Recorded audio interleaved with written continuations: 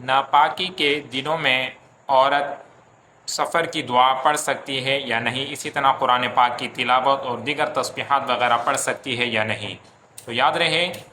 کہ ناپاکی کے دنوں میں خواتین اور اسی طرح غسل فرض ہونے کی حالت میں مردوں کے لیے قرآن پاک کی تلاوت کرنا ناجائز اور گناہ ہے، قرآن پاک کی تلاوت نہیں کر سکتے۔ البتہ ناپاکی کے دنوں میں خواتین یعنی حیض و نفاس کے دنوں میں اور اسی طرح اگر مرد کے اوپر غسل فرض ہو تو وہ دعائیں اور تسبیحات وغیرہ اور درود پاک وغیرہ پڑھ سکتے ہیں، یعنی جو درود پاک ہے اور استغفار پڑھنا چاہیں، تسبیحات پڑھنا چاہیں تو وہ بالکل پڑھ سکتے ہیں، یعنی خواتین بھی پڑھ سکتی ہیں اور مرد حضرات بھی ناپاکی کی حالت میں پڑھ سکتے ہیں۔ اور البتہ جو قرآن پاک کی وہ آیات کی جو دعا اور ثنا پر مشتمل ہوں تو وہ بھی دعا اور ثنا کی نیت سے ان دنوں کے اندر پڑھی جا سکتی ہیں، جیسے کہ سفر کی دعا ہے یہ بھی دعا کی نیت سے پڑھ سکتے ہیں، اور اسی طرح سے سورہ حشر کی آخری 3 آیات یہ بھی دعا کی نیت سے پڑھ سکتے ہیں، سورہ فاتحہ اور آیت الکرسی، تو ان تمام کو دعا اور ثنا اور حمد کی نیت سے پڑھنا بالکل جائز ہے، اس میں کوئی حرج نہیں ہے۔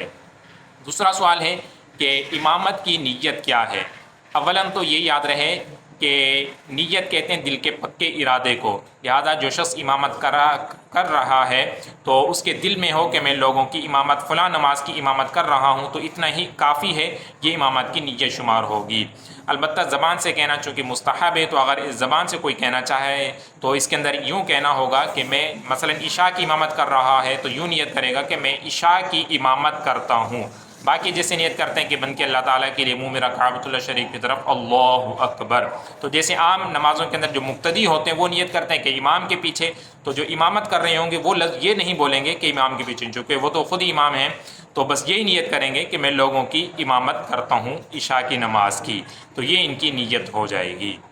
البتہ پھر اس کے اندر یہ بھی ہے کہ اگر کوئی شخص امامت کی نیت نہیں کرتا تو پھر ایسی صورت میں کیا حکم ہوگا؟ تو یاد رہے کہ اگر کوئی شخص امامت کی نیت نہیں کرتا تو پھر ایسی صورت میں اسے امامت کا ثواب نہیں ملے گا، چونکہ امامت کا ثواب حاصل کرنے کے لیے امامت کی نیت کرنا یہ ضروری ہے، لہٰذا جب یہ امامت کی نیت کر لیں گے تو انہیں امامت کا لوگوں کو نماز پڑھانے کا ثواب بھی مل جائے گا۔ اگر نیت نہ کی تو لوگوں کی ابتدا درست ہو جائے گی، یعنی ان کا جو پیچھے نماز پڑھنا ہے وہ درست ہو جائے گا، لیکن ایسی صورت میں امام کو امامت کا جو ثواب ہے وہ نہیں ملے گا۔ آخری سوال ہے کہ نماز کے اندر آمین کہنا یہ واجب ہے یا سنت ہے؟ تو اس کا جواب یہ ہے کہ نماز کے اندر آمین کہنا یہ سنت ہے، واجب نہیں ہے۔ ایک صاحب نے پوچھا بھی تھا تو اگر بالفرض کسی شخص نے بھولے سے نہیں کہا یا جان بوجھ کر بھی نہ کہا تو ایسی صورت میں اس کی نماز ہو جائے گی، البتہ چونکہ سنت ہے تو نماز کے سنت اور مستحبات کی بھی خیال کرتے ہوئے ان کے ساتھ نماز کو ادا کرنا چاہیے۔ اللہ پاک کی بارگاہ میں دعا ہے کہ اللہ تعالیٰ ہم سب کو صحیح طریقے سے اپنی عبادات بجا لانے کی توفیق عطا فرمائے۔